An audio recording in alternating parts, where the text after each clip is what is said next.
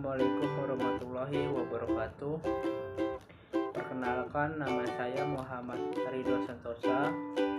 Saya dari kelas manajemen 22B dengan NPM saya 22411087. Saya di sini ingin sedikit menjelaskan apa saja teori-teori yang digunakan dalam etika bisnis.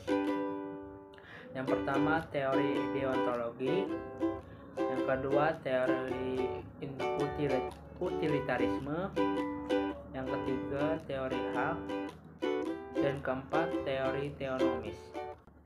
Teori deontologi ialah teori yang berasal dari bahasa Yunani atau deon, yang berarti kewajiban.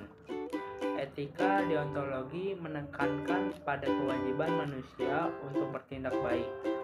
Teori ini dipelopori oleh Immanuel Kant, misalnya kisah Robin Hood yang mencuri karena mempunyai kewajiban membantu orang miskin. Disebut etis jika dilihat dari tujuannya membantu masyarakat yang miskin. Namun merampok tidak dibenarkan. Contoh lainnya ialah kejujuran. Yang kedua, teori utilitarisme. Teori utilitarisme ialah etika yang didasarkan pada prinsip manfaat atau kegunaan. Prinsip ini memanfaatkannya sebagai ukuran untuk menilai apakah suatu tindakan moral tertentu dapat dibenarkan atau tidak. Teori ini juga dipelopori oleh David Hume dan dikembangkan oleh Jeremy Bentham.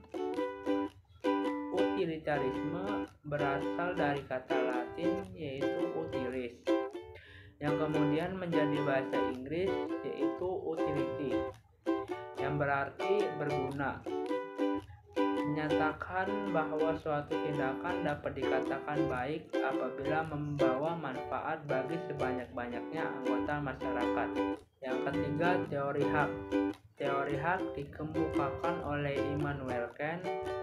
Teori ini menjelaskan bahwa suatu tindakan atau perbuatan dianggap baik apabila sesuai dengan hak asasi manusia.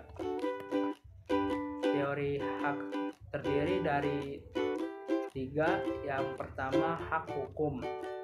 Hak yang berdasarkan sistem atau yurisdiksi hukum suatu negara. Misalnya, hukum tertinggi suatu negara adalah konstitusi.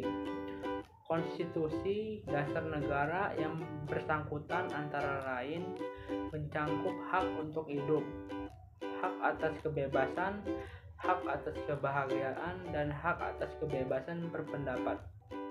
Yang kedua, hak moral. Hak moral berkaitan dengan pribadi manusia secara individu sepanjang tidak melanggar hak orang lain. Yang ketiga, hak kontraktual, yaitu hak yang mengikat individu-individu yang membuat perjanjian atau kontrak bersama yang berupa hak dan kewajiban masing-masing pihak. Yang keempat, teori kebajikan. Teori kebajikan ialah teori yang berangkat dari pertanyaan mengenai ciri-ciri atau karakter yang harus dimiliki seseorang agar dapat disebut sebagai manusia utama dan sifat-sifat yang mencerminkan manusia tercela. Contoh sifat-sifat kebajikan ialah kebijaksanaan, keadilan, kerendahan hati, kejujuran, keadilan, kerendahan hati, dan keuletan.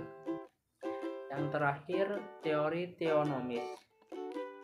Teori ini mengatakan bahwa karakter moral manusia dapat hakikatnya ditentukan oleh hubungannya dengan kehendak Tuhan. Jika mengikuti perintah Allah, maka secara moral dianggap baik. Begitu pula sebaliknya. Oke, segitu saja yang bisa saya jelaskan. Saya akhiri. Assalamualaikum warahmatullahi wabarakatuh. Terima kasih.